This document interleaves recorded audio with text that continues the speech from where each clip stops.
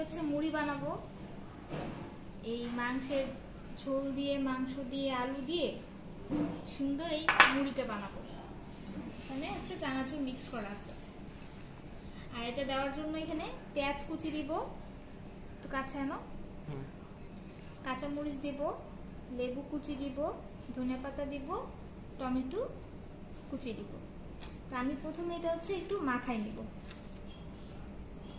মরিচটা লেবুটা একটু মাখায়া ধনিয়া পাতাও মাখাই নিব, তাহলে পেঁয়াজের ফ্লেভারটা বের হবে। হ্যাঁ, তারপরে টমেটো এভাবে মাখাবো।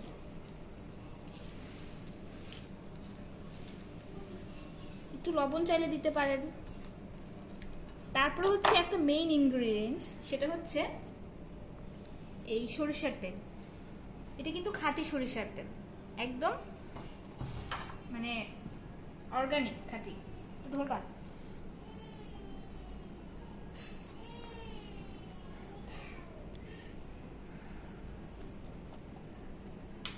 এটা হচ্ছে আমার বোনের শ্বশুর বাড়ি থেকে পাঠানো হয়েছে। আমাকে দেখা যেতেছে বোনের শ্বশুর বাড়ি থেকে পাঠানো হয়েছে, তো এটা আমি একটু দিয়ে নিব।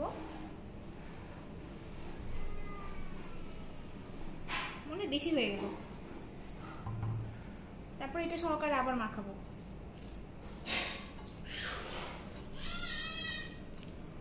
দেখেন, এই সালাদটা দিয়েও কিন্তু একটু ভাত খাওয়া অনেক মজা লাগে গরম ভাতের সাথে। তারপর এখানে আমি মাংসের ঝোলটা দিয়ে দিব। ফ্লেভার আসতেছে।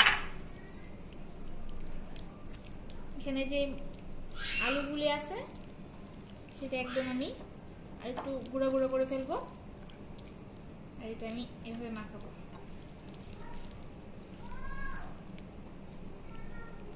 কার কার খেতে মন চাইতেছে? সরিষার তেলের ফ্লেভারটা কিন্তু আপনারা পাইতেছেন না, মিস করতেছেন। ঠিক আছে, গরু মাংসেরটার সাথে সরিষার তেলের ফ্লেভারটা মানে হেভি লাগতেছে। এখন আমি এখানে মুড়ি ঢেলে দিব। মুড়ি বেশি নিব না, কারণ বেশি খেতে ইচ্ছা করতেছে না, পেট ভরাই আছে। নিব, এখন মাখাবো।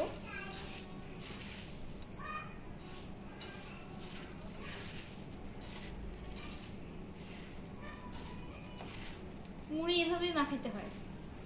আপনারা যদি আবার বলেন যে একদম কিভাবে মাখাইতেছে, হাত ভরে গেছে, প্লেট ভরে গেছে, তাহলে হবে না।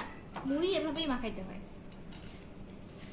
এভাবে যদি মুড়ি না মাখান তাহলে আসলে মুড়ির স্বাদই বের হবে না।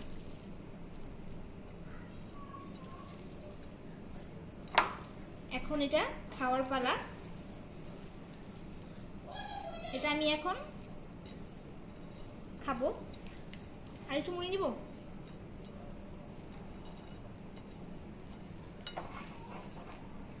তুমি কি বোবা?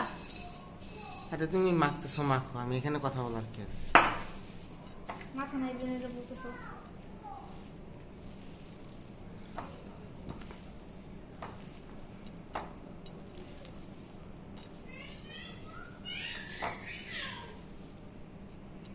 শেষ মাখানো, জাস্ট এখন খাবো। ওকে, ডান।